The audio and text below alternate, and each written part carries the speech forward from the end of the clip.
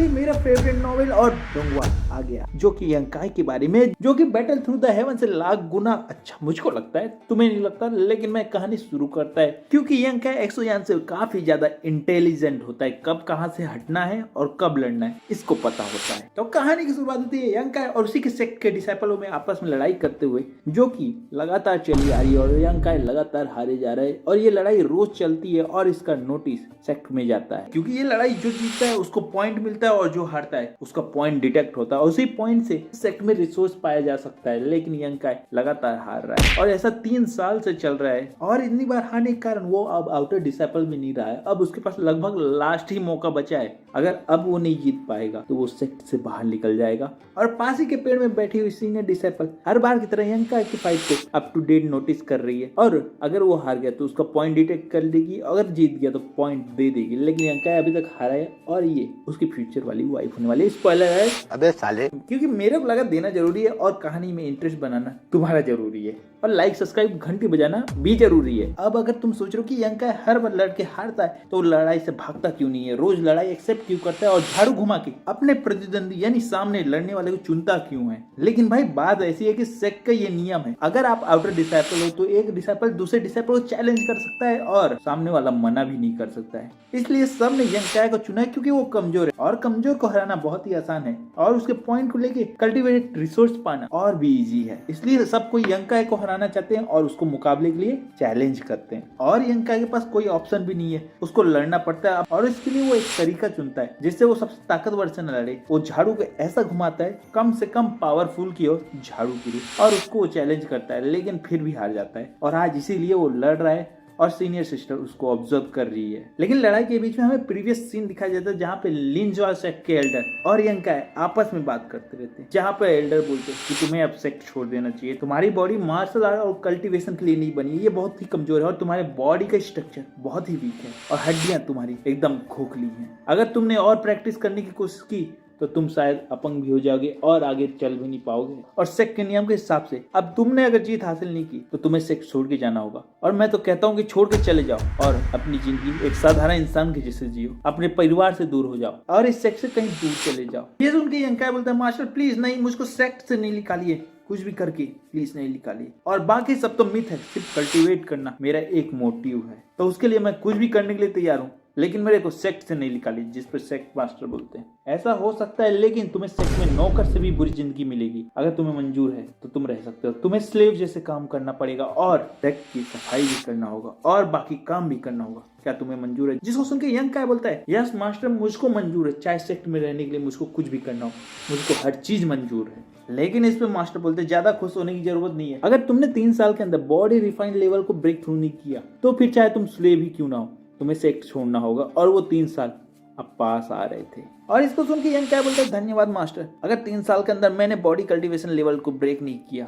तो आपको कुछ कहने की जरूरत नहीं है, मैं खुद यहाँ से ऐसे गायब हो जाऊंगा कि जैसे कभी मैं यहाँ था भी नहीं। उसके बाद हमें वापस सीन दिखाया जाता है फाइटिंग का, जहाँ फाइटिंग शुरू हुई थी और वहाँ पे यंकाई को बहुत सारे लोग चैलेंज करने आए थे, जिसमें से सामने यंकाई के जिनजाओ था और उन दोनों की आपस में लड़ाई होने वाली थी, जिसके लिए यंकाई ने मार्शल आर्ट तरीके से उसको नमस्कार किया और बोला कि मेरा नाम यंकाई है, मैं बॉडी कल्टीवेशन लेवल में 3rd लेवल में हूँ। और उसमें ये सुन के वो बोलता है मैं 5th लेवल में हूँ और बहुत ही घमंडी तरीके से यंकाई की ओर वो देख रहा था। और ये देख के एक लड़की बोलती है कितना बेकार है ना, एक 3rd लेवल के कल्टीवेशन को कैसे 5th लेवल का मास्टर चैलेंज कर सकता है। इसमें तो सीधा पता चलता है कि 5th लेवल का ही मास्टर जीतेगा, तो उसको मजाक क्यों उड़ाना है। जिसमें लड़का बोलता है अरे तुमको पता नहीं है क्या सेक्ट का रूल क्या है, या फिर तुम भूल गई हो और तुम जानती नहीं पूरे सेक्ट में सबसे कमजोर इंसान कौन है, यंकाई। और इसको हरा के इसके पॉइंट लेके हम लोग कल्टीवेशन रिसोर्स पा सकते हैं, तो फिर क्यों इस पे दया दिखाएं, मौके का फायदा क्यों ना उठाएं। लेकिन आज मैं लेट गया और मौके से चूक गया, मेरी किस्मत साथ नहीं थी, वरना यंकाई से लड़के मैं पॉइंट पा सकता था। वो ये सुन के एक हट्टा कट्टा दूसरा किस्सा बोलता है अरे ओ लड़की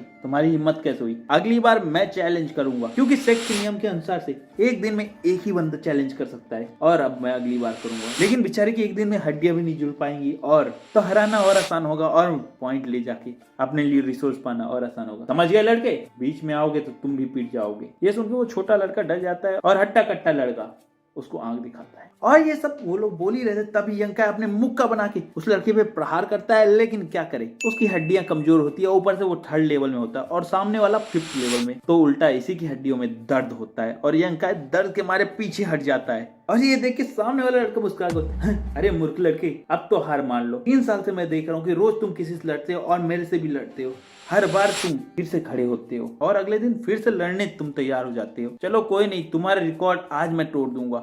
और आपस में ये बोल के उन लोग फाइट करे जाते थे और मुक्के एक दूसरे को लगाए जा रहे थे और किसी तरह यंका उसका मुकाबला कर रहा था लेकिन टिक नहीं पा रहा था। और वो लड़का बोलता है कि आज मैं तुम्हारा ऐसा हल करूंगा कि तुम अगली लड़ाई के लिए खड़े भी नहीं हो पाओगे और गलती से किसी तरह बच गए तो चल नहीं पाओगे। और ये कि वो बहुत बुरी तरह से लड़ाई करने लगता है और यंका किसी तरह अपनी बचाव करने की कोशिश कर रहा था और उससे फाइट कर रहा था और मुकाबला भी कर रहा था। बार बार गिरता था लेकिन किसी तरह फिर उठ के उससे फाइट कर रहा था और वो सामने वाला हंस के मजे ले रहा था। और लड़ाई लगातार चल ही जा रही थी, जिससे वो लड़का परेशान हो रहा था और चिढ़ रहा था कि आखिर यंका इतना देर तक टिक भी कैसे सकता है और इतनी बार पिट के वापस उठ कैसे रहा है। और बाकी लोग भी देख के हैरान थे, आपस में बात कर रहे थे ये कितना जिद्दी है। और ऊपर से मियारा यानी वो लड़की देख रही थी और उसका नाम अभी मैं नहीं बोलता, ज्यादा ही बेटर रहेगा। और वो सोच रही थी आखिर 3 साल से मैं इसको देख रही हूँ कि आखिर ये बार बार लड़ता है, गिरता है, टूटता है और फिर उठता है, फिर लड़ता है, आखिर ये क्यों हार नहीं मानता है। और ये वो सोच ही रही थी कि सामने लड़ाई जारी थी और इस बार चिढ़ के मारे उस लड़के ने यंका को जोर से पटक दिया, जिसको देख के सब लोग हैरान थे और सोच रहे थे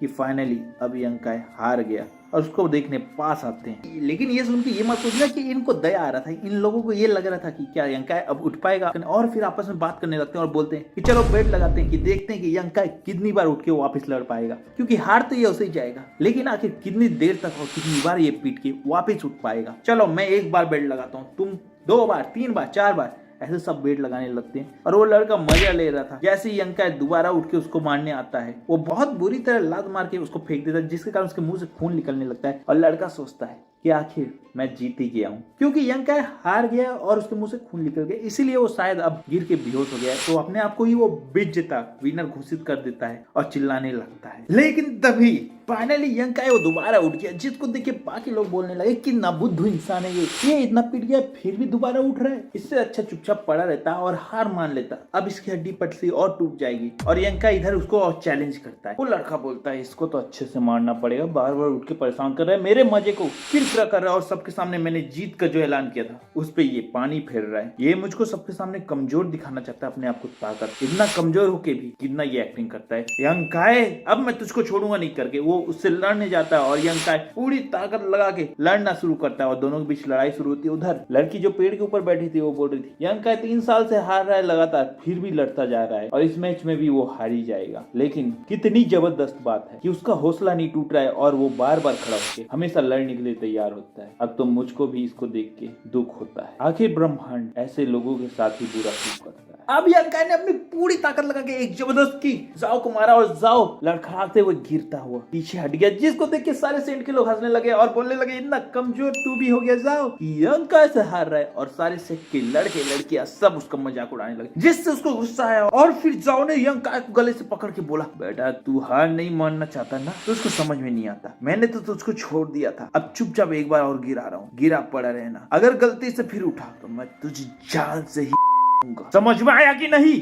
और ऐसा कहकर यंका को वो जोर से जमीन में पटकता है, लेकिन यंका इसी तरह फिर से उठता है, जिसको देख के जाओ गुस्सा और आग बबूला हो जाता है और बोलता है यंका अब तू नहीं बचेगा और उससे लड़ने लगता है। और यंका भी अपनी पूरी ताकत से हाथ पैर चलाने लगता है और आपस में मुक्केबाजी करने लगता है और अपनी पूरी ताकत को अपने मुक्के में जमा के जाओ के ऊपर कूद जाता है और अपने मुक्के के पंच से उसको जबरदस्त मारने के लिए आगे बढ़ता है और इधर से जाओ कूदता है। और हमें लगता है कि यार यंका जीत जाएगा, लेकिन इतना आसानी से अगर मेन कैरेक्टर जीत जाएगा तो पिक्चर में मजा कैसे आएगा। इसीलिए जाओ एक जबरदस्त लात यंकाय को मारता है और वो पत्थर में जाके टकराता है जहाँ पे उन लोगों ने यंकाय के ऊपर अपना दाव लगाया होता है और उस पत्थर से टकरा के यंकाय बेहोश हो जाता है, जिसको देख के सारे डिसिपल बोलते अरे रे इतना लेट ये कैसे हार गया, इस कमीने को समझ में भी नहीं आया कि मैंने इसके ऊपर कितना पैसा खर्च कर दिया, अगर ये पहले हार जाता तो मैं आज जीत जाता, लेकिन अब ये लेट हार गया, ये कमीने को तो मैं मारूंगा करके लात चलाता है। लेकिन पेड़ में बैठी लड़की उसको एक छोटे से कंकड़ मार के उसके पैर को ही पीछे कर देती है और उस कंकड़ के टकराते ही वो लड़का घुटनों में आ जाता है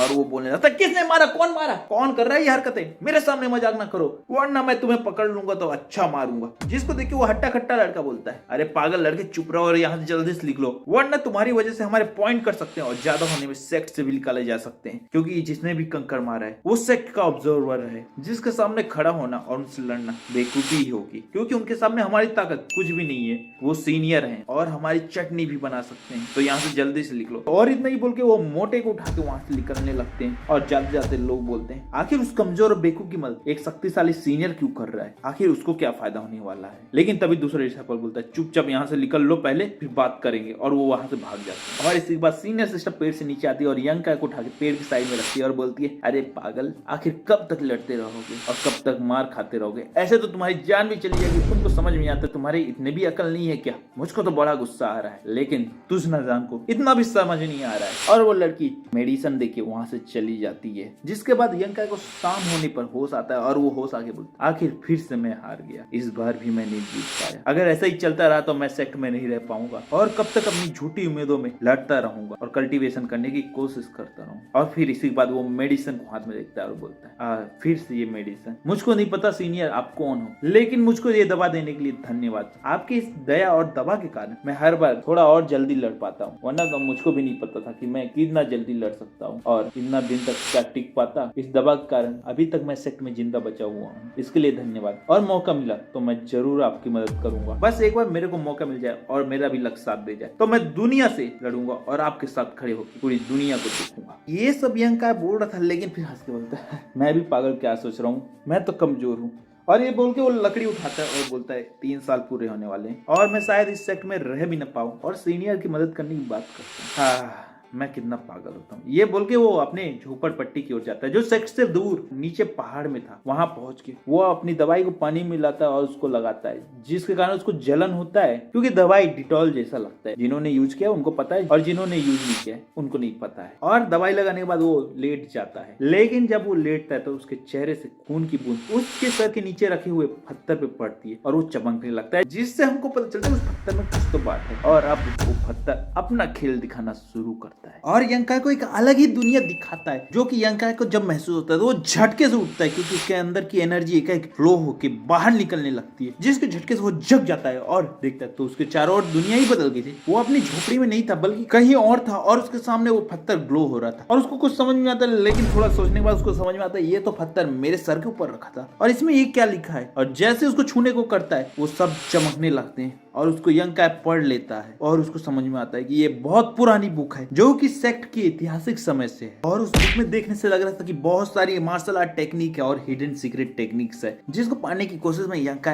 आगे हाथ बढ़ाता है, लेकिन वो बुक पीछे हट जाती है और जिसके कारण वो आगे खाई में गिरने वाला रहता है, लेकिन तभी वो बुक नीचे चली जाती है। लेकिन यंका गिरते गिरते बचता है, लेकिन पीछे से जाओ आके उसको धक्का दे देता है, लेकिन फिर भी यंका किसी तरह क्लिप को पकड़ लेता है। तो फिर जाओ बोलता है, अगर हार मानते हो तो मैं तुम्हें ऊपर खींच लूंगा वरना नीचे धकेल दूंगा। जिस पे यंका बोलता है, मैं हार तो नहीं मानने वाला हूँ, जो करना है कर लो, मैं अपने आप खुद ऊपर आके तुमसे लड़ूंगा। ये सुन के जाओ उसके हाथ को जोर से दबाने लगता है और बोलता है, हार मानो, तुम कमजोर हो, कुछ कर नहीं सकते, सीधी बात है, हार मानो वरना तुम मारे जाओगे। जिस पे यंका बोलता है, तुम जाओ नहीं हो, तुम कौन हो, जल्दी बताओ। और इसी में हमें रियल वर्ल्ड का सीन दिखाया जाता है जहाँ पे यंका अभी भी लेटा हुआ था, तो हमें पता चलता है कि वो एक इमेजिनरी दुनिया या फिर स्पिरिचुअल दुनिया में फंस चुका है, जहाँ पे जाओ के रूप में उससे कोई छल कपट कर रहा है और उसको हरा के उसके शरीर को लेना चाहता है। लेकिन तभी हमें दिखाया जाता है कि जाओ बड़ा इरिटेट हो गया था और यंका को बोलता है, अगर तुम्हें मरने का शौक है लो जाओ मरो, और जोर से उसके हाथ पे पैर मारता है और उसको खाई में धकेल देता है। तो यंका खाई में गिरते हुए पानी में गिरता है, जिसके बाद यंका बेहोश सा होने लगता है, लेकिन तभी एक चैन उसको पकड़ लेता है और वो चैन उसकी शक्तियों को खींचने लगता है, जिससे बचने की कोशिश यंका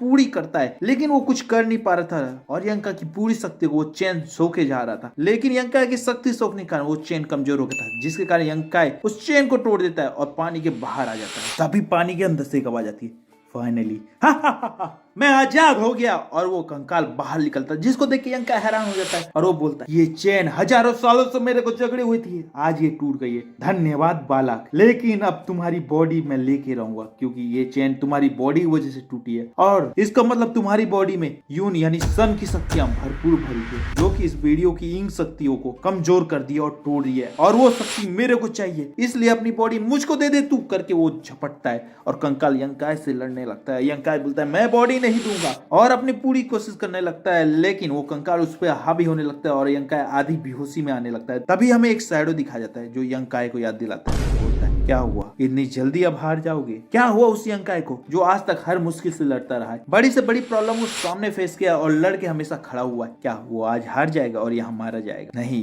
यंकाय नहीं हार सकता, अगर तुम यंकाय हो तो तुम कैसे हार सकते? ये सुन के यंकाय बोलता है हाँ मैं नहीं हार सकता और ये चिल्ला के वापस यंकाय पूरी होश में आता है और उल्टा उस कंकाल को अपने अंदर एब्जॉर्ब करने लगता है और पूरी हड्डियों को अपने मजबूत कर लेता है, जिसके कारण उसके अंदर बहुत सारी स्पिरिचुअल शक्तियां फ्लो होने लगती है और वो बहुत ज्यादा ग्लो करने लगता है और जागता है और वो डर के अपने सीने को देखने लगता है कि कहीं वो अभी मर तो नहीं गया है। बस उसको समझ में नहीं आ रहा था कि क्या हो रहा है, सपना था कि हकीकत था, फीलिंग तो हकीकत वाला लग रहा था, लेकिन फिर भी उसको सपना लग रहा था क्योंकि उसके बॉडी में कहीं चोट के कोई निशान नहीं थे। वो चैन की सांस लेता है और थोड़ा सोचता है और पीछे मुड़ के तुरंत देखता है कि वो पत्थर है कि नहीं, लेकिन वो पत्थर वहां से गायब था। अब उसको यकीन हो जाता है कि उसने जो देखा था वो सिर्फ सपना नहीं था, हकीकत थी और उसके अंदर अब सच में कुछ शक्तियां आ गई थी जिसको वो फील तो कर रहा था, लेकिन उसको कुछ समझ नहीं आ रहा था। और सुबह की चोट जो लड़ाई में लगी थी वो भी ठीक हो गई थी। तो यंकाय तुरंत उठ के थोड़ी सी मार्शल आर्ट प्रैक्टिस करने लगता है, लेकिन उसकी बॉडी उसको हैवी लगने लगती है और वो गिर जाता है, लेकिन उसको कुछ समझ में नहीं आ रहा था क्योंकि उसके पास शक्तियां आ गई थी, लेकिन उसका शरीर भारी भारी लग रहा था और वो मार्शल आर्ट की ट्रेनिंग में थक जा रहा था और गिर जा रहा था। और इसलिए वो थोड़ा सा बैठ के सोचता है और उसको बुक की याद आती है, तो वो बुक को जैसे याद करता है और खोजने के लिए मुड़ता है, उसके सामने उसकी बुक आ जाती है जो हवा में फ्लो कर रही थी और ये देख के वो समझ जाता है कि ये एक सोल स्टोन है जो उसके सेक्ट में भी बहुत फेमस है, क्योंकि ये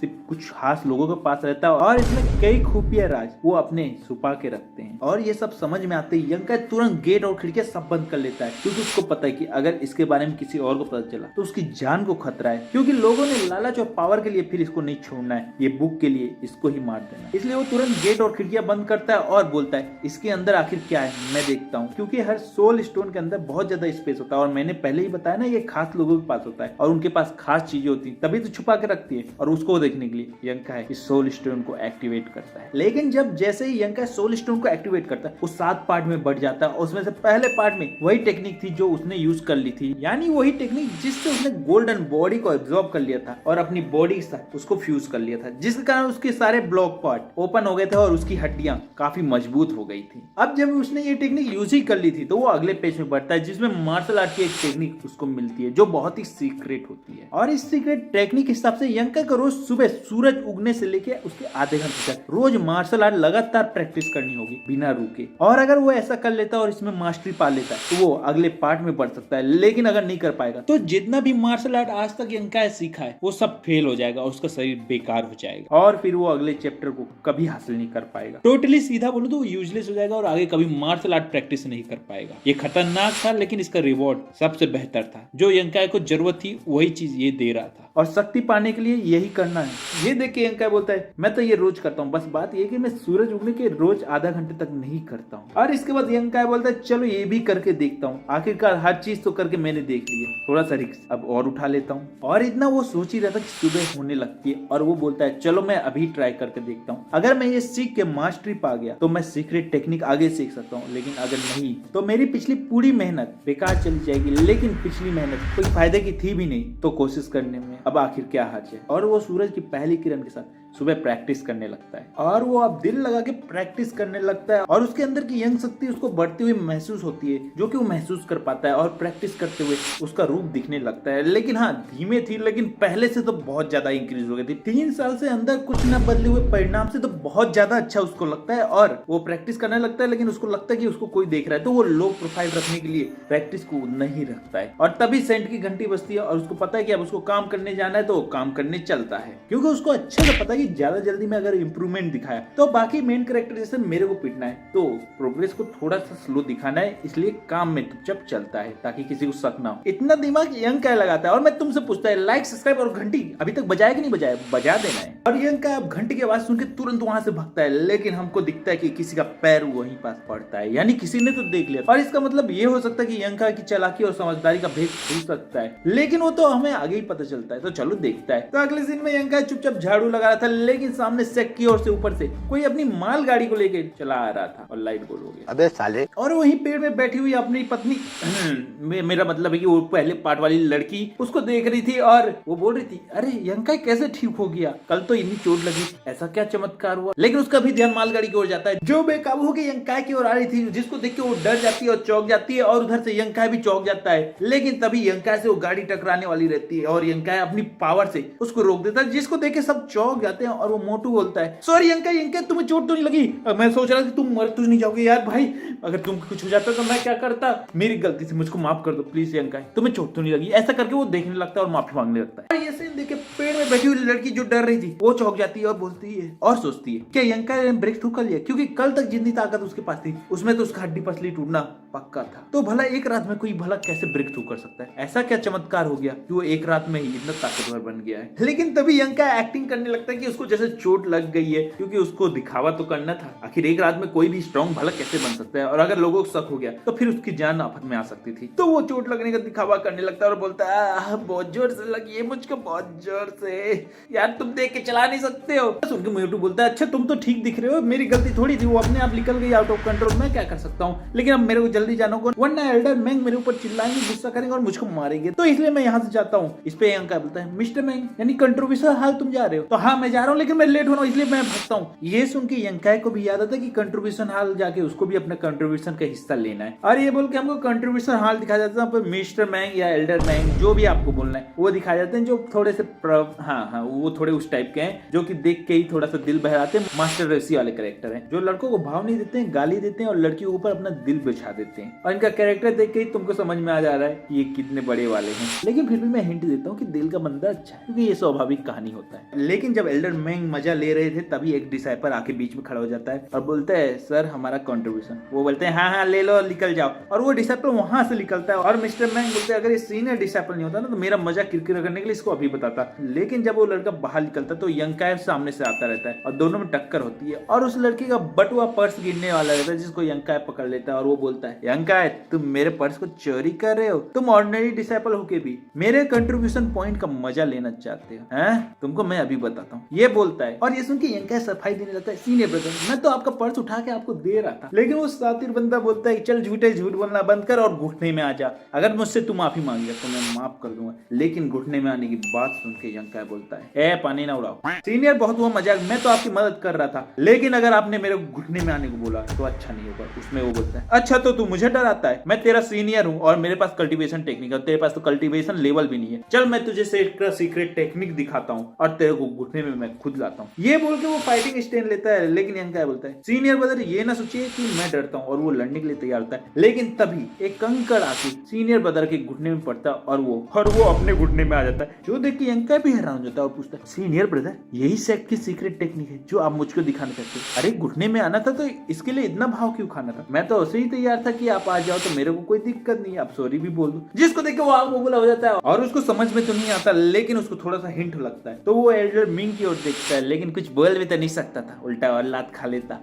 तो वहां से चुपचाप गुस्से में जाने लगता है और यंकाय बोलता है, मैं तुझे देख लूंगा, मौका बस आने दे, तुझको मैं नहीं छोड़ूंगा। यहाँ तुम्हें कोई एल्डर बचा सकता है, लेकिन अकेले में मिलना फिर मैं बताता है। और वहां से जाने लगता है और बोलता है, मिस्टर मैंग आपने अच्छा नहीं किया, एक सीनियर को जूनियर सामने झुका दिया, और चुपचाप भाग जाता है, क्योंकि फालतू में उसको भी पंगा नहीं लेना था, डर उसको भी लग रहा था। और जब सीनियर चला जाता है तो यंकाय कंट्रीब्यूशन रूम की ओर जाता है, वहां पे एल्डर मैंग को देखता है जो अभी सोने का नाटक कर रहे थे, जिसको देख के यंकाय बोलता है, एल्डर नाटक नहीं कीजिए, मुझको पता है कि आप ही ने उसको कंकर मारा था, तो नाटक करना बंद कीजिए और मेरी ओर से धन्यवाद लीजिए। लेकिन एल्डर बोलते हैं, सुनो बेटा ऐसा है ना कि अगर तुम्हें धन्यवाद बोलना है तो वो वाली जगह मुझको ले चलना है। जिसको सुन के यंकाय बोलता है, अरे एल्डर मैंग पहले अपनी उम्र तो देखना है, फिर ऐसे सपने देखना है। आपकी हड्डियां क्या वो सह पाएंगी जो आपने ऐसे सपने देखना है? थोड़ा सा ब्रेक थ्रू करके वापस जवान हो जाना, फिर ऐसे सपने देखना, तो शायद मैं आपकी मदद कर दूं। लेकिन अभी के लिए तो आप मेरे कंट्रीब्यूशन पॉइंट डिस्ट्रीब्यूट कर दीजिए। जिसको सुन के एल्डर मैन बोलते हैं, हाँ देख लिया तुम्हारा धन्यवाद करना, एक छोटा सा रिक्वेस्ट बोला था, वो भी नहीं कर सकते हो, सिर्फ कंट्रीब्यूशन पॉइंट के लिए मेरे पास आते हो। जिसको सुन के यंकाय बोलता है, रिलैक्स एल्डर मैन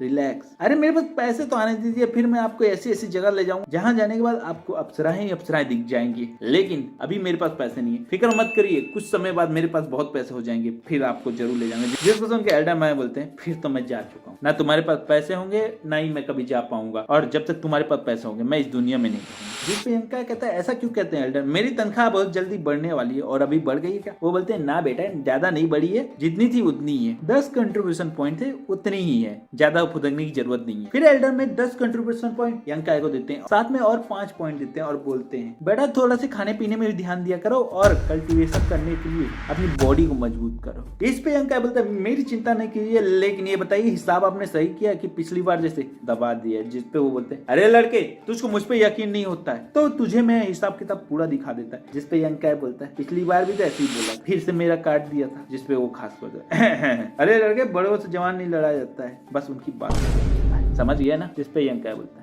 हाँ समझ गया ना। और ये सुन के एल्डर में और चिढ़ जाते हैं और अपना जूता निकाल लेते हैं, जिसको देख के यंकाय वहां से भागता है और नीफे मतलब वो लड़की वहां पे आती है और वो दोनों गेट के पास एक दूसरे को क्रॉस करते हैं। जिसके बाद यंकाय उसको देखते रह जाता है, लेकिन वहां से भाग जाता है क्योंकि जूता अब उसकी ओर आ रहा था, जिसको उस लड़की ने पकड़ लिया था। और इसके बाद सीन बदल जाता है और हमको पता चलता है कि वो मास्टर यंकाय की केयर कर। और इसके बाद हमें लिंगशाओ मार्केट का सीन दिखाया जाता है, जहाँ एक व्यक्ति बोरे को उठा रहा था और बोरा गिरने ही वाला था कि यंकाय आके उस बोरे को पकड़ता है और व्यक्ति को भी बचा लेता है। जिसके बाद वो व्यक्ति और उसकी फैमिली यंकाय को थैंक्स बोलते हैं और यंकाय वहां चावल लेता है। लेकिन जब वो बोरा उठाता है तो उसको थोड़ा भारी लगता है, तो वो बोलता है कि आपने गलती से बार अनाज ज्यादा डाल दिया है, क्योंकि ये पहले से ज्यादा मुझको वजन लग रहा है। तो इस पे वो लड़की पीछे से बोलती है कि आपने मेरे पिताजी को बचाया, इसलिए हमने थोड़ा सा चावल अनाज ज्यादा दे दिया। तो यंकाय उसमें मना करता है, लेकिन उसके माता पिता भी बोलते हैं कि आपने हमारे घर के मुखिया को चोट लगने से बचाया, इतना तो आपका हक बनता है। और वो उसको चावल देने लगते हैं, लेकिन तभी से पीछे एक व्यक्ति आता है और उन पे झूठा आरोप लगाने लगता है और अनाज खराब होने का बहाना मारने लगता है। लेकिन यंकाय भी सोचता है, मैं तो हमेशा ले जाता हूँ, इन्होंने कभी खराब अनाज नहीं दिया, फिर ये व्यक्ति ऐसा क्यों कर रहा है? जिससे हमको पता चलता है कि वो व्यक्ति जानबूझ के ऐसा कर रहा था और कुछ तो गड़बड़ था। लेकिन तभी यंकाय देखता है कि उसके साथ एक और व्यक्ति था जो पेट दर्द होने का बहाना कर रहा था और जोर जोर से बोल रहा था कि इनके अनाज खाने के कारण मैं बीमार हो गया हूँ, पक्का इनका अनाज सड़ा हुआ और खराब है, जिसके कारण सबको फूड पॉइजनिंग हो रहा है। और ये सब देख के वो फैमिली हैरान थी और थोड़ी डरी हुई थी। उनको शांत कराने की कोशिश कर रही थी, लेकिन वो जोर जोर से मार्केट में चिल्ला के उनके बदनामी करे पड़े थे और उनके हल्ला करने कर मार्केट के लोग वहां पे जमा होने लगे, जिससे उस दुकान की बदनामी होने लगी। लेकिन तभी एक चीज होती है, एक्चुअली में होता यह है कि मोटा लड़का वो दुकानदार को मारने के लिए आगे बढ़ता है, लेकिन यंकाय अचानक से सामने आ जाता है, जिसके कारण वो पीछे गिर जाता है और उसके पेट यानी उसके अंदर, अबे साले, मतलब कि उसके ऊपर से पर्स गिरता है, उसके अंदर जो भी है पर्स गिरता है और उसको देख के यंकाय को लगता है कि मैंने इस पर्स को कहीं तो देखा है। और इसी बीच वो दुकानदार इनको शांत कराने की कोशिश कर रहा था और बोल रहा था कि इनको अगर मेरे अनाज के कारण तकलीफ हुई है तो मैं अभी दवाई कराने को तैयार हूँ और फ्री में एक्स्ट्रा अनाज देने के लिए भी तैयार हूँ। ये सुन के वो मोटू बोलता है, नहीं हम भिखारी नहीं है, हमें चाहिए कि तुम्हारा दुकान बंद हो। लेकिन तभी पीछे से वो सीनियर डिसाइपल आता है, जिससे यंकाय की सुबह बहस हो गई थी और उसको देख के यंकाय को तुरंत याद आता है कि वो पर्स यानी पोटली उस सीनियर डिसाइपल की थी। वो सीनियर डिसाइपल दुकान में एकदम हीरो की तरह एंट्री मारता है और उन गुंडों को डराने लगता है और वो गुंडे उससे डरने की एक्टिंग करने लगते हैं और वो लड़की को देखता है, जिससे हमको समझ में आता है कि वो हीरो बनने के लिए आया था और वो लड़की को पसंद कर रहा था। ये सब नाटक चल रहा था और इस सबको यंकाय देख के थोड़ा बहुत तो समझ रहा था और वो सोचता है कि चलो थोड़ा सा देखते हैं आखिर ये क्या क्या करता है। और इधर सीनियर मूव उन दोनों गुंडों को डराते हुए बोल रहा था, अरे तुम दोनों तो अच्छे खासे दिख रहे हो, कोई कहीं से बीमार नहीं दिख रहा, तो फिर तुम कैसे बोल रहे हो कि तुम दोनों बीमार हो? इस पे वो मोटू बोलता है, अरे पतलू दिखा ना यार तू बीमार है। जिसको सुन के पतलू खांसते हुए बोलता है, यंग मास्टर देख रहे हैं मैं कितना बीमार हूँ, खांस रहा हूँ और झुक के चल रहा हूँ और किसी तरह से मैं बोल रहा हूँ। जिस पे मोटू बोलता है, देख लीजिए यंग मास्टर मेरा पतला भाई कितना बीमार है और मैं मोटू उसकी रक्षा के लिए और बाकी ग्राहकों की फिक्र करते हुए मैं इस दुकान में आया हूँ और इस बॉस का पोल खोलने के लिए अपने भाई को साथ मिलाया हूँ जो इतना तकलीफ में है। ये सब सीनियर सुन के बोलता है, अच्छा। और एक अचानक से पतलू के ऊपर पाम अटैक करता है, जिसको पतलू रोक लेता है। जिसको देख के सीनियर मुंह बोलता है, अरे तुम तो बड़े बीमार थे, फिर मेरा अटैक कैसे रोक लिए और एकदम हट्टे कट्टे की तरह खड़े कैसे रह गए? जिसको मोटू देख के उसको घूरता है, लेकिन अब पोल खुल गया था इसलिए वो पीछे हटने लगता है डर से। और सीनियर मुंह बोलते हैं, अरे तुम तो इतने बीमार थे। फिर अचानक से एक बॉम्ब अटैक करते हैं जिससे पतलू को लगता है और वो जाके मोटू से टकरा जाता है और ये सब करके सीनियर मुंह अपने आप को हीरो समझने लगता है और लोगों के सामने हीरो बन चुका है ये सोचता है। और ये सब देख के यंका हंसने लगता है और उसको समझ में आ जाता है यही घिसा पिटा ड्रामा चल रहा है, लेकिन वो भी मजे ले रहा है और बाकी लोग को भी लगभग समझ में ही आ रहा था। शायद मैं अभी कुछ नहीं कर सकता, आगे एपिसोड देखता हूँ फिर बताता हूँ। और इसके बाद वो मोटू और पतलू यंग मास्टर मुंह को बोलते हैं आपकी हिम्मत कैसे हुई हम पे अटैक करने की, आपको दया नहीं आती, हम बेचारे गरीबों में और अपनी पावर से हमको डराना चाहते हो, हम आपसे नहीं डरते हैं। ये वो दोनों बोलते हैं। इस पे सीनियर मुंह बोलता है अच्छा तुम मुझसे नहीं डरते, कोई बात नहीं, लिंजर पवेलियन की सीनियर डिसाइपल से तो डरते होगे और वो भी चीफ डिसाइपल से। डरते हो कि नहीं डरते हो? वो सोचने लगते हैं। इतने में वो बोलता है जानते हो कौन है? मैं हूँ और मैं चाहूँ तो तुम्हें एक पल में इस शहर से गायब करा सकता हूँ। बेचारा सीनियर वो हीरो बनने आया था, अब विलन जैसे एक्टिंग करने लगा था और उसको पता भी नहीं चल रहा था कि वो अपना ही कटवा रहा था। ये सुन के वो दोनों डरने की एक्टिंग करने लगते हैं। क्या आप सेक्ट से हैं? मास्टर, यंग मास्टर प्लीज माफ कर दीजिए प्लीज, आगे से हम ऐसी गलती कभी नहीं करेंगे। इस परिवार के पास क्या, हम इस दुकान के आसपास में नहीं दिखेंगे, इस रोड में नहीं दिखेंगे, हमें छोड़ दीजिए प्लीज। और ये देख के सीनियर मुंह उनको बाहर निकलने का इशारा करता है और वो बोलते हैं माफ कर दीजिए यंग मास्टर, माफ कर दीजिए, हमें नहीं पता ये परिवार आपसे जुड़ा हुआ है। और ये कह के वो वहां से चुपचाप पीछे हटने लगते हैं। लेकिन तभी यंग दौड़ की स्पीड से गेट की ओर आता है जहां से वो दोनों निकलने वाले थे। और यंग क्या बोलता है अरे भैया मोटे पतले तुम लोग इतनी जल्दी कहाँ जा रहे हो, थोड़ा सा तो सब्र करो। और उन दोनों को पकड़ के दुकान के बाहर फेंकता है जिसको देख के सीनियर मुंह डर जाता है, लेकिन दिखाना नहीं चाहता है क्योंकि अब तो हीरो बन रहा है ये सोचता है वो, लेकिन उसको पता नहीं है कि वो तो विलन बन रहा है। मैं मजाक कर रहा है। तो उन दोनों को बाहर फेंक के यंग कैप बोलता है सारे दुकान वालों क्या तुम लोग इनको जाने दोगे? और अगर इनको जाने दोगे तो कल ये तुम्हारे साथ भी ऐसा करेंगे और क्या पता किसी की दुकान सच में बंद करा देंगे और तुम्हारा धंधा बर्बाद कर देंगे। तो जल्दी बताओ इनके साथ क्या करना चाहोगे? जिसको सुन के वहां पे एक दादाजी खड़े थे वो बोलते हैं यंग कैप तो सही बोल रहा है, आज अगर मिस्टर लाओ की दुकान को बंद कराने में ये कामयाब हो जाते तो क्या होता, ये सोचो, उनका परिवार तो बर्बाद हो जाता और क्या पता कल ये हमारी दुकान में भी ऐसी करने आ जाए और हमारा लक मिस्टर लाओ जैसा नहीं रहा तो फिर हमारा क्या होगा? तुम ही लोग सोचो और बताओ। ये बात सुन के जो लोग वहां खड़े थे वो सब उस पे हामी करने लगते हैं और उनको घूर के देखने लगते हैं। और ये सब देख के सीनियर मुंह की हवा टाइट हो गई थी और उनको समझ में नहीं आ रहा कैसे रोकूं। अगर मैं बोलूंगा तो मैं विलन बनूंगा और अगर नहीं रोकूं तो वो पीट जाएंगे और पीटने पे अगर सच बोल दिए तो सब गड़बड़ हो जाएगी और नहीं भी बोले तो भी वो मेरे कारण फालतू में पीट जाएंगे, मेरी गलती की सजा वो पाएंगे। और सीनियर मुंह की ये सोच सुनने के बाद हमको पता चलता है कि लड़का बुरा नहीं है, बस तरीका इसने चुना गलत है। और दूसरी तरफ मोटू पतलू को भीड़ चारों ओर से घेर लेती है और उनको बोलने तक का मौका नहीं देती, उनके चेहरे में बोरे डाल देती है और उनको पीटने लगती है, जिसपे सीनियर मुंह भी परेशान होने लगते हैं और एकदम बेचैन होने लगते हैं, जिसको यंका देख रहा था और वो बिल्कुल समझ रहा था। और इधर सीनियर मुंह बेचैन होकर भीड़ के बीच गया जिसके कारण मोटू पतलू में से एक ने उसका पैर पकड़ लिया, लेकिन सीनियर मुंह तो डर गया और उल्टा लात मार के उसको दूर कर दिया क्योंकि अगर पोल खुल जाता तो उसी का बैंड बच जाता। और यंका इसको देख के मजा लेने उसके पास आता है और बोलता है सीनियर ब्रदर जरा आप ही सोचिए, अगर आज इनको छोड़ दिया तो क्या पता कि भविष्य में कहीं और किसी को बर्बाद करने का फैसला इन लोगों ने नहीं किया, क्यों ना इनको जल्दी आज ऊपर ही पहुंचा देते, सारा खेल यही खत्म कर देते हैं। ये सुन के तो सीनियर मुंह की और हवा टाइट हो गई और यंका मनी मन मजे से हंसने लगा। और इससे यंका के एक और कैरेक्टर को पता चला भाई यंका ऐसे कभी पंगा मत लेना वरना ये 100 गुना नहीं 1000 गुना ब्याज के साथ लौटाता। और नॉवेल में मेरे को इसीलिए मजा आता क्योंकि यंका का कैरेक्टर इतना खतरनाक होता। और ये सब सुन के सब लोग बोलने लगते हैं हाँ यंका सही बोल रहा है, इनको आज खत्म ही कर देना चाहिए। जिसमें सीनियर मुंह बोलते हैं अरे यार रुक जाओ, इन्होंने इतना बड़ा कांड तो नहीं किया ना यार, यार जान ले लोगे, बेचारों को मौका तो दे एक बार सुधरने का, क्या पता सुधर जाए। जिस पे यंका बोलता है सीनियर ब्रदर ये क्या कह रहे हैं आप, जरा सोचिए अगर आज ये लोग कामयाब हो जाते तो बेचारे मिस्टर मुंह का परिवार तो बर्बाद हो जाता, रोड में आ जाता और कर्जे के कारण क्या पता अपने आप को ही खत्म कर लेता। तो जरा सोचिए कि उसका जवाबदारी कौन लेता। वो तो किस्मत थी कि आप आज आ गए, वरना ये तो अपने प्लान में कामयाब हो गए थे, एक हंसते खेलते परिवार को खत्म ही कर दिए थे। तो इनको जड़ से खत्म करना ही सही फैसला है। क्या बोलते हैं सीनियर ब्रदर, मैंने सही कहा है ना? इस पे सीनियर मुंह हर तरह के बहाने देने लगता है और कोशिश करने लगता है कि यंका का दिल और दिमाग दोनों बदल सके और इन दोनों को बचा सके और पब्लिक का भी गुस्सा संभाल सके। लेकिन इस पे यंका बोलता है सीनियर ब्रदर आप इतना इनको बचाने पे जोर काहे दे रहे हैं, कहीं ऐसा तो नहीं कि आप भी इनके साथ ही मिले और वो पोटली आज सुबह मैंने आपके पास देखी थी अब इनके पास है, तो कहीं ऐसा तो नहीं है कि आप ही इन सब के पीछे हैं और अब हीरो बनने की एक्टिंग के चक्कर में इनको पिटवा रहे हैं। उनके सीनियर से तुरंत बोलता है अरे नहीं यार नहीं, ऐसा बिल्कुल नहीं है, शायद मेरा पर्स इन्होंने चोरी कर लिया और हाँ ऐसा ही हो सकता है, मेरा पर्स इन्होंने चोरी कर लिया होगा और मुझको पता नहीं चला होगा या फिर कहीं गिर गया होगा, क्या पता।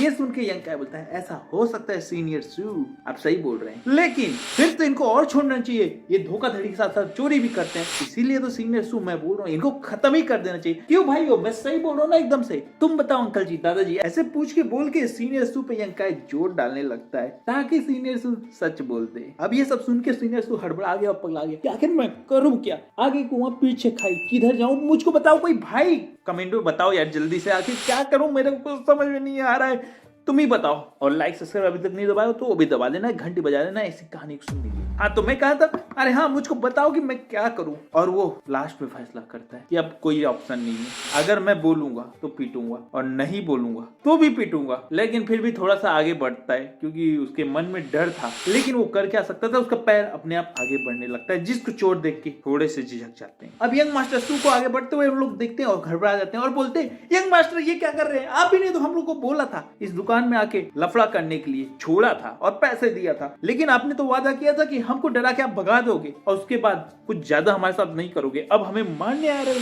ये तो बिल्कुल गलत बात है। और ये जोर जोर से बोल के चिल्लाने लगते हैं जिसको सुन के सीनियर सू और हड़बड़ा जाता है और उसको दिमाग बंद हो जाता है। अरे यंग काय पीछे खड़ा होकर मजे लेता रहता है मैं पागलपंती क्यों करूं, सॉरी माफ करना। और इसके बाद सीन आगे बढ़ता है और दोनों मोटू पतलू बोलने लगते हैं आखिर तुम हमको मार के साबित क्या करना चाहते हो, अपने आप को हीरो दिखाना चाहते हो, लेकिन ये तो वादे में नहीं था, तुमने हमको मुर्गा बना के फंसा दिया है और अब खुद फंसने का टाइम आया तो हमको मुर्गा बना के हलाल कर दे रहे हो, ये कहाँ का न्याय है और धंधा है, फालतू में हम लोग का कट रहा है। जिसको सुन के सीनियर सू हड़बड़ा के बोलता है मोटू पतलू तुम दोनों मेरे को फंसाना बंद करो, अपने आप को बचाने के लिए ये दाव मत बदलो, बस यंग काय ने कह दिया तो तुम्हारे दिमाग में ये आइडिया आ गया और अब मुझको फंसा रहे हो। भाई लोगों ये देख रहे हो ये दोनों मोटू पतलू कितना झूठ बोल रहे हैं। और ऐसा बोल के सीनियर सू अपने आप को बचाने की कोशिश करने लगा और उधर से मोटू पतलू बोलते हैं वाह जी वाह कितने चालाक हो, खुद गिरने आ गए तो हमको फंसा रहे हो, और पहले तो बड़े बड़े वादे कर रहे थे, हमने तो कभी ये दुकान के बारे में न सुना न देखा न जाना, हमने तो कभी यहाँ का सामान भी नहीं खरीदा, ये तो तुमने बताया इसलिए आके यहाँ लफड़ा कर रहे हैं, वरना हमको क्या पता कि यहाँ कोई दुकान है, हम तो कहीं और से सामान लेते हैं और दुकानदारों से भी पूछ लो, हमारा चेहरा कभी इन्होंने यहाँ देखा है, और तुमने पैसा दिया इसलिए तो नाटक किया और यहाँ आके उस लड़की के सामने तुम्हें हीरो बनाने के लिए मदद किया, लेकिन तुम अब हमें ही मारना चाहते हो,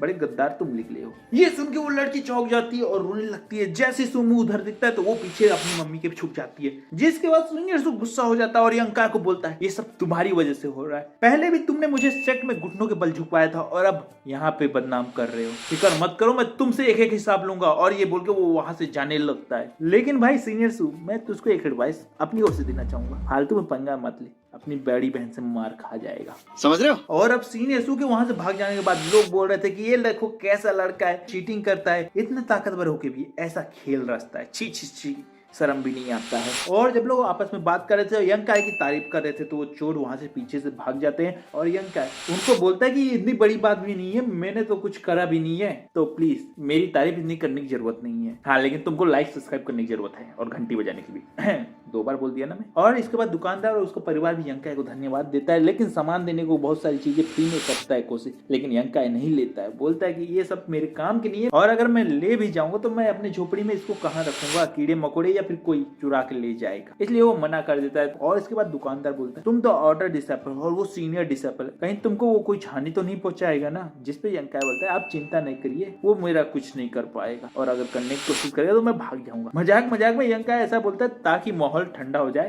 ताकि वो वहां से जल्दी निकल सके, क्योंकि उसको समझ में आ गया था कि ये फैमिली अगर कुछ देर और रुका तो अपना दामाद बना लेगी, और इसलिए यंग काय बहाना मार के वहां से जल्दी निकलता है और भागता है और घर पहुंच जाता है। और अगला पार्ट अब शुरू होता है। अब वो घर पहुंच के अपने सोल बुक को एक्टिवेट करके तीसरे चैप्टर की ओर बढ़ता है, क्योंकि पहले चैप्टर में गोल्डन बॉडी थी, दूसरे चैप्टर में यंग पावर को सोखने की टेक्निक थी, और तीसरे चैप्टर में अब एक दवाई बनाने का स्पिरिचुअल फंडस था जो अपने आप सामने आ जाता है। उसको देख के यंग काय हैरान हो जाता है, उसको समझ में नहीं आता कि मेरे को तो दवाई बनाना नहीं आता है तो मैं इसका क्या करूंगा। तभी उसके सामने कुछ सब चमक के आ जाते हैं और उसमें एक दवाई बनाने की टेक्निक थी जिससे वो समझ जाता है कि उसको अब दवाई बनानी है और उसको खाना है अगर अपनी ताकत बढ़ाना है। ये देख के यंग काय हैरान होता है और बोलता है कि कल्टीवेशन ऑफ पावर बढ़ाने की कोई दवा भी होती है? अगर मुझको पहले पता होता तो आज मैं इस हालत में नहीं होता, मैं दवाई को पहले ही बनवा के खा लेता। लेकिन उसको समझ में नहीं आता और वो बोलता है कि ये दवाई बनाने की टेक्निक है, लेकिन मेरे को हर्ब नहीं पता है कौन से हर्ब यूज करना है। अभी उसके ऐसा बोलते हुए उसके सामने हर्ब की टेक्निक उसको दिखने लगती है और उसमें जो जो पौधों की जरूरत थी वो सब के नाम उसको दिखने लगते हैं, जिसमें से 2 नाम पढ़ के यंका हैरान हो जाता है, क्योंकि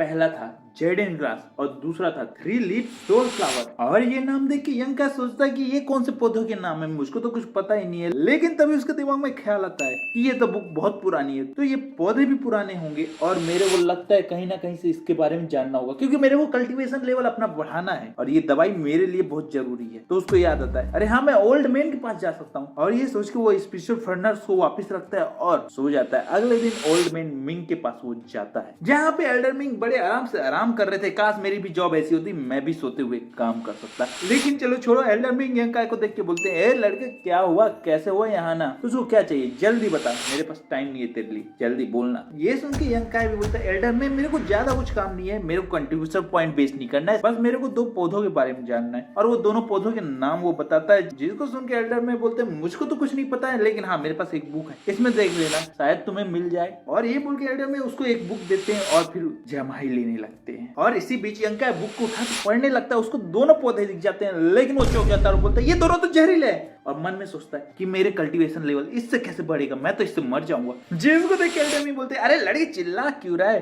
तेरे को कोई दवाई चाहिए, कोई पौधा चाहिए, हमको बता दे, हाँ बस उसके बदले अपने कंट्रीब्यूशन पॉइंट मुझको दे दे। तो ये सुन के यंका वो दोनों पौधों को दिखाते हुए बोलता है, मुझको ये चाहिए। तो इस पे एल्डर में बोलते हैं, ये तो बहुत जहरीले, इनको ऐसी हाथों से नहीं उठाते, लेकिन हाँ ये मेरे पास अभी है, लेकिन उसके लिए 5 कंट्रीब्यूशन पॉइंट तुम्हारे चाहिए होंगे। जिसको सुन के यंका बोलता है, 5 कंट्रीब्यूशन पॉइंट, इतने महंगे ये क्यों है, कहीं आप एल्डर में मुझको ठग के लूटने की कोशिश तो नहीं कर रहे हैं? जिसको सुन के एल्डर में बोलते हैं, तेरे 5 कंट्रीब्यूशन पॉइंट से मेरा क्या होगा, मेरे को कौन से जाके कहीं मजा करने उससे मिलेगा, और ना ही मेरा उससे घर चलेगा। और सुन मेरी बात गधे लड़के, ये जहरीले पौधे इनको ऐसी हाथों से उठा के नहीं ला जाते हैं, और इसीलिए तो ये बड़े महंगे होते हैं। जिसपे यंका बोलता है कि आप मुझको सस्ते में नहीं दे सकते। ये सुन के एल्डर में बोलते हैं, अरे लड़के तुझको पता है इन पौधों के कितने फायदे हैं, माना कि ये जहरीले हैं लेकिन ये दवाई बनाने के काम आते हैं और ये बहुत रेयरली पाए जाते हैं, तो मैं तुझको नहीं दे सकता हूँ। जिसको सुन के यंका बोलता है, प्लीज एल्डर में देखिए ना मैं कितना गरीब हूँ, 5 कंट्रीब्यूशन पॉइंट मेरे लिए तो बहुत अधिक है। ये सुन के एल्डर में बोलते हैं, अरे लड़के तू गरीब है तो मैं क्या करूँ, दवाई इतनी महंगी है मैं कुछ नहीं कर सकता, हाँ लेकिन मैं तेरे को ये बता सकता हूँ कि ये पौधे कहाँ मिलते हैं, और फिर तेरे को जैसा सही लगे जाके पौधे खुद से ले आए या फिर गरीबी का रोना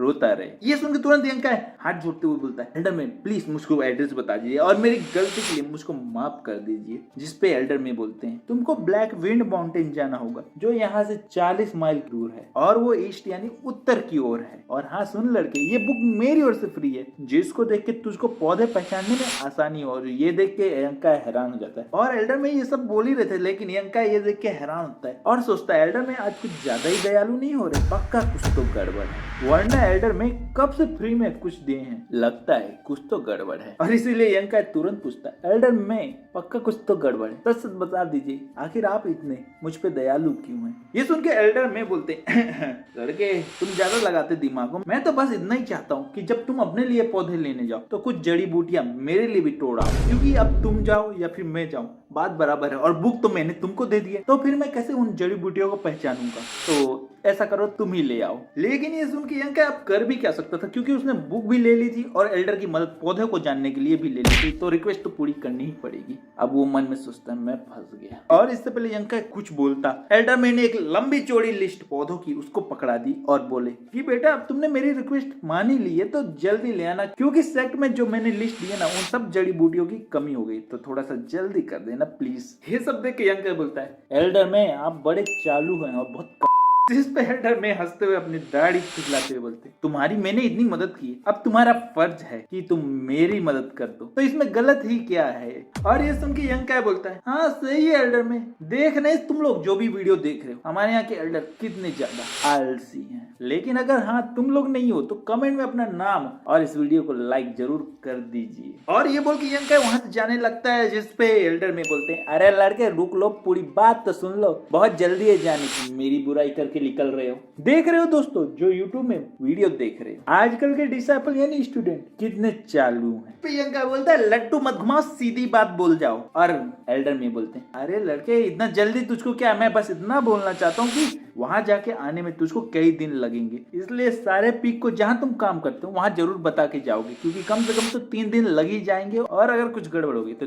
4-5 दिन भी लग सकते हैं। तो इन्फॉर्म करके ही चले जाओगे, वरना तुम्हारे कंट्रीब्यूशन पॉइंट कट जाएंगे। जिसको सुन के यंका बोलता है थैंक यू एल्डर में आपका इतना बताने के लिए, और वो वहां से निकल जाता है। और एल्डर में अपने ख्यालों में अप्सराओं को देखने निकल जाते हैं, सो जाते हैं यानी। और अब सीन बदलता है और हमें ब्लैक माउंटेन दिखा जाता है जहाँ यंका पहुंच चुका था, और वो जल्दी से बोलता है कि अब जड़ी बूटी ढूंढूंगा, लेकिन ये तो बहुत बड़ा जंगल है, लगता है यहाँ काफी समय मेरे को रह के खोजना पड़ेगा। चलो जो भी है अब मैं खोजना शुरू करता हूँ, ये बोल के यंका जंगल में जाता है और सारी प्रकार की जड़ी बूटियां हर्ब को इकट्ठा करने लगता है। और एक एक करके उसको सारी जड़ी बूटियां मिल रही थी जो एल्डर मिंग ने मंगाई थी, लेकिन उसकी वाली कहीं नहीं मिल रही थी, यानी जड़ी बूटी यार उल्टा ना सोचा करो। और ऐसी करते करते उसकी टोकरी भर जाती है, लेकिन उसकी जड़ी बूटी कहीं नहीं मिलती। तो वो बोलता है कि अब लगता है मुझको जंगल में और अंदर जाना पड़ेगा और कोई रास्ता नहीं है, और वो आगे बढ़ने लगता है, लेकिन उसके पीछे दौड़ते हुए कुछ आवाज आती है, जिसको सुन के वो तुरंत पीछे पलटता है, लेकिन वहां तो कोई भी नहीं होता है। लेकिन हमको जंगली सुअर दिखता है और वो एक पत्थर के पीछे से कूद के यंकाई की ओर दौड़ने लगता है। यंकाई हैरान हो जाता है, उसको समझ में नहीं आता कि वो क्या करे, क्योंकि वो जंगली सुअर उससे ज्यादा ताकतवर होता है। हाँ, क्योंकि नॉर्मल जंगली सुअर नहीं होता, स्पिरिचुअल रेम का उनकी दुनिया का जंगली सुअर होता है, तो अपने दुनिया की जंगली सुअर से कंपेयर नहीं करना। और अभी यंकाई को कुछ समझ में नहीं आ रहा, लेकिन तभी एक आवाज आती है अरे लड़के वहां से भागो, और वो भागने लगता है और उसके पास से 2 तीर गुजरते हैं जो सीधा जंगली सुअर के आंख में करते हैं, लेकिन यंकाई की धक धक हो जाती है क्योंकि उसके पास से छू के वो तीर निकलते हैं, और उसको लगा था कि वो तो अभी यहीं गया। और इतने में एक बच्चा और उसका पिता वहां पर आता है और बोलता है अरे गधे लड़के, जंगल में बिना वेपन के नहीं आया जाता, अगर अभी कुछ हो जाता तो तुम कैसे अपना बचाव करते और अभी लुढ़क जाते, वो तो शुक्र मानो हम लोग आ गए, वरना आज तो आपकी अर्थी ही उड़नी थी। इतना बोल के वो बोलता है तुम पीछे रहो, हम बाप बेटे इस जंगली सुअर को अभी ठिकाने लगा देते हैं। और इतना बोल के वो आगे बढ़ते कि जंगली सुअर किसी तरह उठता है, वो घायल था, अभी खत्म नहीं हुआ था, और इनकी ओर तेजी से दौड़ता है। और इतना देख के वो लड़के का पिता जो होता है वो तीर चला देता है, फिर भी तीसरा तीर लगने के कारण भी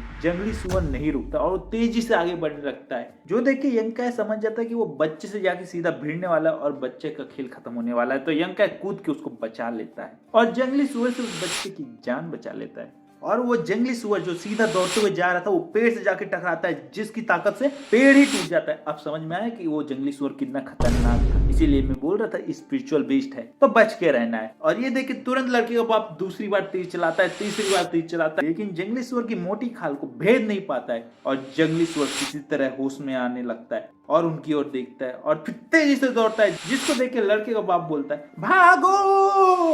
और ये सुन के यंकाई और वो लड़का और उसका पिता तीनों भागने लगते हैं तेजी से, और वो जंगली सुअर उनके पीछे करता हुआ दौड़े जा रहा था।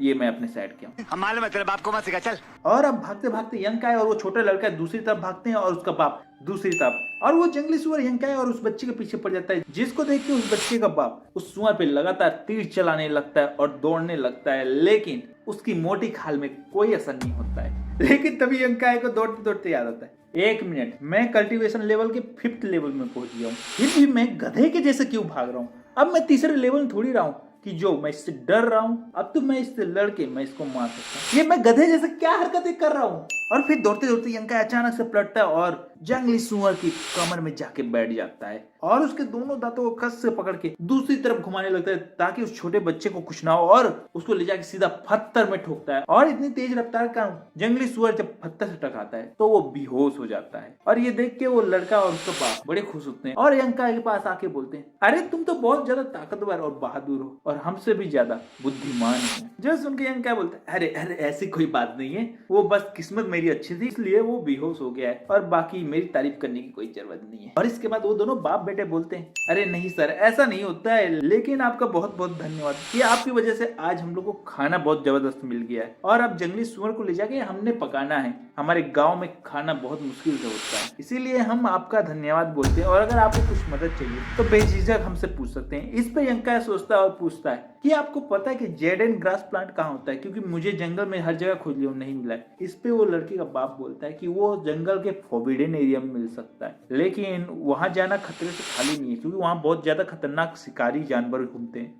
और कई अनेक प्रकार के खतरे वहाँ मिल सकते हैं। जिस पे यंकाय उनको धन्यवाद कहता है तो इस पे उस लड़के का बाप बोलता है, अरे इसमें धन्यवाद करने की कोई जरूरत नहीं है, चलो हम खुद आपको वहां तक ले जाते हैं। माना कि खतरनाक वो जगह है, लेकिन आपने हमारी जान बचाई है और इसलिए इतना तो रास्ता दिखाना हमारा धर्म और कर्तव्य बनता है। और इतना ही बोल के वो यंकाय के साथ चल देते हैं और जैसे ही यंकाय को ग्रास मिलती है वो तुरंत जाके तोड़ लेता है और उनको फिर से धन्यवाद बोलता है। तो इस पे फिर से उस लड़के का बाप पूछता है कि इतने खतरनाक जगह में तुम क्यों आए? तो ये सुन के यंकाय बोलता है मैं पास ही के सेक्ट से आया हूँ और औषधि जमा करने के लिए आया हूँ, मैं वहाँ का एक डिसाइपल हूँ। ये सुन के उस लड़के का बाप बोलता है क्या तुम एक कल्टीवेटर हो? मुझको तो यकीन नहीं हो रहा, तुम तो इतने कमजोर दिखते हो, लेकिन हाँ तुम्हारी टेक्निक को देख के लग तो रहा था कि तुम मार्शल आर्ट जानते हो। जिस पे यंकाय बोलता है कि हाँ मैं थोड़ा कमजोर दिखता हूँ, लेकिन अब मैं अपने हेल्थ का ध्यान जरूर रख रहा हूँ। और ये सब बात करने के बाद यंकाय उनसे दूसरी औषधि के बारे में पूछता है तो वो बोलते हैं कि अब रात हो रही है तो ये जगह खतरे से खाली नहीं, तो चलो ऐसा करते हैं कि अगली सुबह उसको ढूंढते हैं। जिस पे यंकाय हामी भरता है और उनको धन्यवाद करके पूरी रात उनके साथ वहीं बिताता है। और जब अगली सुबह होती है तो यंकाय उठता है और वो देखता है तो वो लड़का और वो लड़के का बाप कहीं नहीं दिखता, लेकिन ये देख के यंकाय सोचता है कि वो खाना ढूंढने गए और वो फिर सूरज की ओर देखता है जो कि अभी अभी निकलने वाला था और वो तुरंत अपनी प्रैक्टिस सुबह की शुरू करता है। और जैसे ही वो प्रैक्टिस शुरू करने लगता है और उसके शरीर में सूरज की यंग एनर्जी पूरी तरह से फ्लो होने लगती है और उसकी कल्टीवेशन और बॉडी इंप्रूव होने लगती है। और वो पूरे आधे घंटे की प्रैक्टिस करने के बाद बैठ जाता है और बोलता है कि अब जल्दी से मेरे को वो जड़ी बूटी मिल जाए तो मैं अगले लेवल में बढ़ पाऊंगा और भी ज्यादा स्ट्रांग में बन पाऊंगा। लेकिन तभी उसको आवाज आती है बचा लो। यंकाय मदद की आवाज सुन के तेजी से मदद करने के लिए दौड़ता है और हेल्प की आवाज जिस ओर से आ रही थी उस आवाज की ओर दौड़ने लगता है और एक गुफा तक पहुंचता है जहाँ पे उसको एक बड़ा स्पाइडर दिखता है। और अब मैं कहानी शुरू करता है तो लाइक सब्सक्राइब कर देना है और अगर गलती से मेरी आवाज थोड़ी बदली लग रही है तो मेरे गले में परेशानी है तो माफ कर देना है। और अब उस स्पाइडर को देख के यंकाय डर जाता है, यानी थोड़ा सा एकदम आश्चर्य हो जाता है और वो देखते हैं कि स्पाइडरमैन अबे साले यानी स्पाइडर ने उस व्यक्ति को पकड़ लिया है और उसका ध्यान भटकाने के लिए यंकाय उसकी ओर पत्थर फेंकता है जिससे वो मकड़ा और गुस्सा हो जाता है और यंकाय की ओर घुर्राता है। तो ये देख के यंकाय पीछे हटता है और एक मसाल से उसके ऊपर आक्रमण करता है जिससे स्पाइडर गुफा के अंदर भाग जाता है और वो आदमी बच जाता है। लेकिन जैसे ही आदमी को वो जाल से निकालता है तो यंकाय को बोलता है मेरे को तो तुमने बचा लिया, लेकिन मैं तुमसे विनती करता हूँ प्लीज मेरे बेटे को भी बचा लो। उसको वो स्पाइडर ले गया और मैं कुछ नहीं कर पाया, मैं तुम्हारे जैसा कल्टीवेटर नहीं हूँ, तो प्लीज मेरी मदद कर दो यंकाय। और ये सुन के तुरंत यंकाय गुफा की ओर भागता है और वो आदमी बोलता है मकड़े के जाल से बच के रहना। वो स्पाइडरमैन की तरह अपने जाल फेंक के लोगों का शिकार करता है और यंकाय गुफा के अंदर दौड़ते हुए चला जाता है और अपनी मसाल से गुफा के अंदर जाके देखने लगता है जहाँ पे बहुत सारी हड्डियां पड़ी थी। तो स्वाभाविक था इस मकड़े ने ये हरकत एक बार नहीं की थी, बार बार इंसानों को खा के वहाँ हड्डियां फैला दी थी। और ये सब देख के यंकाय आगे बढ़ ही रहा था कि चमगादड़ों का ग्रुप उस पे हमला कर देता है जिसके कारण वो एक छुपे रास्ते में नीचे गिर जाता है और उसके हाथ से मसाल अलग हो जाता है और बुझ जाता है। फिर यंकाय धीरे से आगे बढ़ता है और स्पाइडर को खोजने लगता है और फिर तभी अचानक यंकाय को मकड़ा दिखता है। वो मकड़ा उस बच्चे को खाने वाला रहता है और यंकाय ये देखता है और जैसे वो मकड़ा उस बच्चे को खाने वाला रहता है अपना यंकाय उसको एक लात मारता है, मकड़ा पीछे चला जाता है। लेकिन यंकाय को बिल्कुल पता था कि वो जीत तो नहीं सकता है, लेकिन उसने रिस्क इसीलिए लिया था क्योंकि उसके पास कोई ऑप्शन ही नहीं सोचने का बचा था, क्योंकि वो मकड़ा उस बच्चे को तुरंत खाने वाला था। वरना यंकाय इतना बेवकूफ नहीं है जो मौत के मुंह में कूदता है। और तुरंत यंकाय उस बच्चे को पकड़ता है और उसको चेक करता है वो जिंदा है कि नहीं। लेकिन स्पाइडर तुरंत होश में आके उसके ऊपर अटैक कर देता है जिससे वो बच्चे को साइड में करके स्पाइडर के दांतों को पकड़ लेता है और स्पाइडर और यंकाय के बीच में लड़ाई शुरू हो जाता है। और हाँ मैं जानता हूँ कि बहुत सारी डिटेल जो इंपॉर्टेंट नहीं थे वो स्किप कर दिया क्योंकि आगे गले में थोड़ा दर्द हो रहा है तो समझ लेना। और दोनों के बीच धक्का मुक्की चली रही थी। यंकाय के ऊपर स्पाइडर हावी होने लगी थी, लेकिन अचानक से यंकाय अपने एक मुक्के से उसके चेहरे में मारता है जिससे वो मकड़ा उछल के फिर से पीछे चला आता है, लेकिन फिर दोबारा यंकाय के ऊपर अटैक करता है और अब मकड़ा स्पाइडरमैन की तरह अपने जालों से यंकाय के ऊपर अटैक करने लगता है और अब उसको पकड़ के फंसाना चाहता है या फिर किसी पत्थर के जरिए अपने जाल की मदद से उसको उस पत्थर से कुचलना चाहता है। और ये देख के यंकाय हर पत्थर को डॉज करता है और मकड़ी के वार से भी बचने की कोशिश करता है। और अब किसी तरह यंकाय उसके जाल से और उसके जाल में फंसे हुए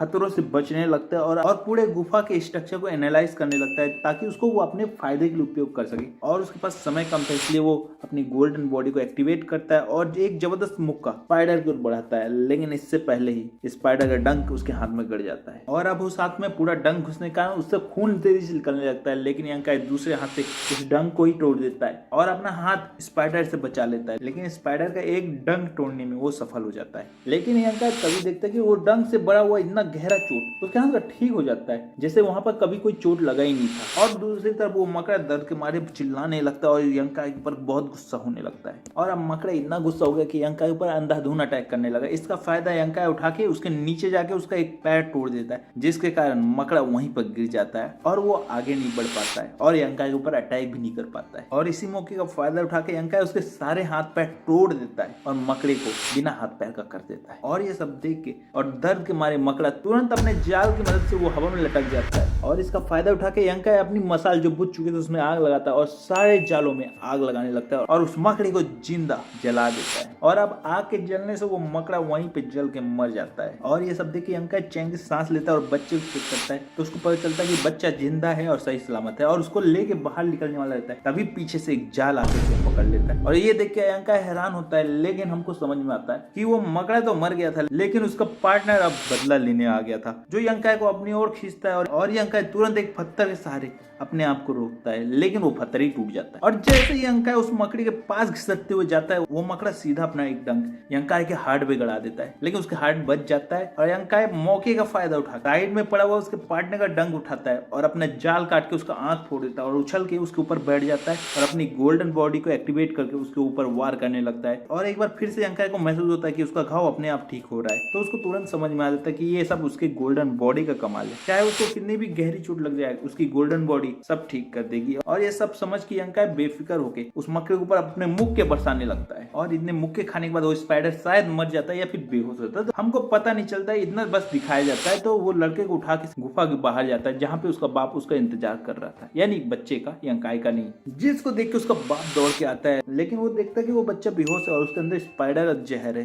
तो उसका बचना मुश्किल है। लेकिन यंका बोलता है कोई टेंशन वाली बात नहीं है, मुझको अभी जड़ी बूटी गुफा के बाहर ही दिखी है, मैं उसको लाके इसको अभी ठीक कर देता है। और गुफा से वो जड़ी बूटियां उठा के यंका लाता है और उस बच्चे पे लगाता है। और इसके बाद यंका बोलता है कि मैंने दवाई लगा दिया और कुछ समय बाद इसके शरीर से पूरा जहर निकल जाएगा, तो चिंता की कोई बात नहीं है। जिसको देख के उस बच्चे का बाप बोलता है धन्यवाद धन्यवाद मास्टर, धन्यवाद, आपने मेरे बच्चे को बचा लिया, अगर आप नहीं होते तो आज हम लोग को क्या होता हमको पता ही नहीं होता, शायद मैं क्या कोई भी नहीं बच पाता, तो मैं आपका इसीलिए धन्यवाद करता हूँ, प्लीज धन्यवाद धन्यवाद। ये सुन के यंका बोलता है कोई बात नहीं, मैंने सिर्फ अभी टेम्परेरी इलाज किया, आपको अपने एक बार वैद्य यानी डॉक्टर को दिखा देना जरूरी है, क्योंकि अगर थोड़ा सा भी जहर शरीर में रहा तो बच्चे को नुकसान कर सकता है, तो रिस्क बिल्कुल भी नहीं लेना है, तो आप उसको दिखा दीजिए। और ये सुनकर उस लड़के का बाप बोलता है जरूर यंका, मैं जरूर दिखा दूंगा, क्या मैं आपके कपड़े को सिल सकता हूँ, आपका कपड़ा फट गया, आपकी इतनी मदद तो मैं कर सकता हूँ क्योंकि आपने हमारी जान बचाई है। और इस पे यंका बोलता है क्यों नहीं, आपकी मदद करने का मेरे को जो जड़ी बूटी खोजनी थी वो भी अंदर गुफा में मिल गई है, तो इसमें कोई बड़ी बात नहीं है, जो भी होता है अच्छे के लिए होता है। और ये कह के वो शर्ट दे देता है जिसको वो आदमी सिलने लगता है। और अब यंका और उस लड़के के बाप के बीच में कुछ ऐसी वैसी बातें होती हैं और उसके बाद वो शर्ट सिल के उसको दे देता है और वो शर्ट पहन के अपने सेक्ट की ओर वापस जाता है।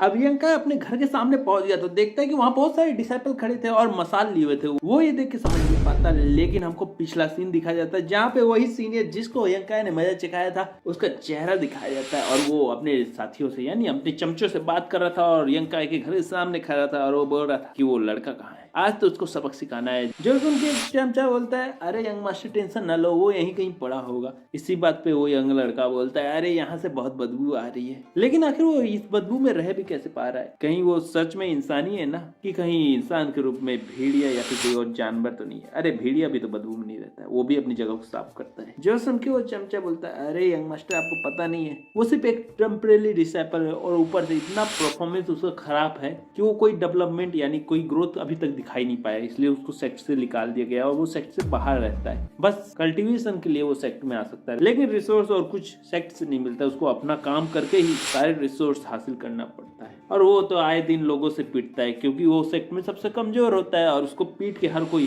पॉइंट कमाना चाहता है और इसीलिए वो अपनी झोपड़पट्टी को साफ नहीं कर पाता क्योंकि हमेशा पीट के पड़ा रहता है और उसके बाद काम में चला जाता है, तो उसके पास समय ही नहीं रहता है, इसलिए तो यहाँ इतना बदबू आ रहा है। ये सुन के सीनियर से बोलता है इसकी हालत तो बेहद ही खराब है, मैं तो इसको सोच रहा था कि थोड़ा ठीक ठाक होगा, मेरे से पंगा ले रहा है तो कुछ तो ताकत होगा, ये तो हर किसी से पीटता है और इतना कमजोर भी है और ऊपर से सेक्ट ने भी इसको निकाल दिया है, इसका मतलब इसकी परवाह कोई नहीं करता है और ये कोई गरीब बेबस कमजोर लड़का है। चलो मेरा काम आसान हो गया, आज इसका हाथ पैर तोड़ के मैं यहीं पे छोड़ देता हूँ। और ये बोल के वो यंका को चिल्लाने लगता है और बोलता है यहाँ का है, बाहर निकलो अभी इसी समय। तुमने मुझसे पंगा लेकर अच्छा नहीं किया, आज तुमको सबक अच्छा सिखाऊंगा। लेकिन भाई कोई क्या ही कर सकता था, यहाँ का है अंदर ही नहीं है, इसको ये समझ में नहीं आ रहा और वो लगातार चिल्ला रहा था और गुस्से में आग बबूला होने लगा। बोला कि ये लड़का मुझसे डरता नहीं है, इतना कमजोर होके भी अंदर छुपा बैठा है, आज मैं इसको अच्छा सबक सिखाऊंगा और सेक्ट से बाहर निकाल के फेंक दूंगा और मैं फिर चैन की सांस लूंगा। लेकिन ये अभी निकल क्यों ना, ये बोल के वो अपने चमचे को बोलता है जाओ अंदर से उसको निकाल के लाओ और वो चमचा बड़ा उछल के अंदर जाता है, लेकिन अंदर तो यंग का ही नहीं मिलता है। और फिर चमचा आगे बोलता है यंग मास्टर अंदर तो कोई भी नहीं है, लगता है मुझको कि वो डर के आपसे भाग गया है। इस पे बाकी डिसाइपल बोलते हाँ 3 दिन से यंग का है, मुझको भी कहीं नहीं दिखा है, लगता है वो यंग मास्टर शू से डर के अब से छोड़ के आखिरकार भाग ही गया है। ये सुन के दूसरा डिसाइपल बोलता है अरे वो डर के कैसे नहीं भागेगा, आखिर यंग मास्टर शू ग्रेट सन है ग्रेट एल्डर की, तो यंग का भी स्वाभाविक है डरेगा ही। और ये सुनने के बाद चेहरे से पता चल रहा था कि यंग मास्टर शू को अपनी बड़ाई सुनना अच्छा नहीं लग रहा था, लेकिन उन सबको डायरेक्ट चुप कराने के लिए कुछ बोल नहीं सकता था, तो वो चिल्ला के बोलता है जल्दी से एक मसाल लाओ, मैं उसके घर को ही जला के बदला लूंगा और अपने गुस्से को शांत करूंगा। तो लाओ जल्दी से मसाल, अब मेरे हाथ में दे दो, मैं इस घर को ही जला के मिट्टी में मिला दूंगा। ये सुन के सारे डिसाइपल बोलते हैं सही बात है यंग मास्टर शू, सही बात है। और फिर सीनियर डिसाइपल शू को एक मसाल देते हैं और सीनियर डिसाइपल मसाल पकड़ के बड़ा खुश होता है, बोलता है यंग का है, यंग का है, यंग का है, भले ही तुम यहाँ से भाग गए हो लेकिन तुम्हारी झोपड़पट्टी को जला के मुझे बहुत चैन मिलेगा। तभी उसके कंधे में एक हाथ पीछे से आता है और बोलता है भाई क्या हो रहा है यहाँ पे। ये सुनते ही यंग मास्टर शू बोलता है अरे तुमको दिख नहीं रहा है, अभी तो बताया कि यंग का घर को जला रहा हूँ, वो भाग गया तो क्या हुआ, उसके घर को जला के बड़ा मजा आएगा। और ये बोलते हुए वो उसकी ओर पलट के देखता है तो वो देखता है अरे यंग का तुम। अब बाकी डिसाइपल भी देख के यंग का को चौंक जाते हैं। ये सुनकर यंग का बोलता है हाँ मैं, क्या हुआ, तुम सेक्ट से भागे नहीं हो, मुझको तो लगा था तुम भाग गए हो। ये डिसाइपल तो यही बोल रहे थे। इस पे यंग काय बोलता मैं भला सेक्ट से क्यों भागूंगा, जिस पे यंग मास्टर बोलता है मुझसे डर के। और फिर यंग काय बोलता है तुम कौन सा शेर हो जो मैं तुमसे डर के भागूंगा। तो इस पे यंग मास्टर तुरंत झटक के बोलता है तो फिर क्यों छुप रहे थे, मैंने इतना चिल्लाया तुम मेरे